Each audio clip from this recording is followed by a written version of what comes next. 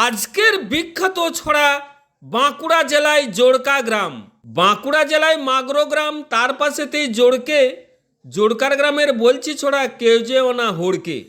ঝাড়া উত্তরে ময়নাপুর যাচ্ছে, পাশেই কুচিয়া কোল।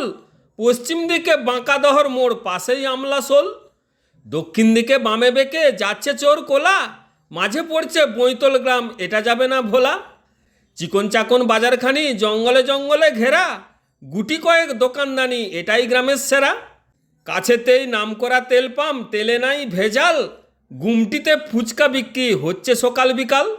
এই হলো জোড়কার ছড়া, করলাম আমি শেষ। এই ছড়াটি ছড়িয়ে দাও গোটা ভারতবর্ষ দেশ। নমস্কার।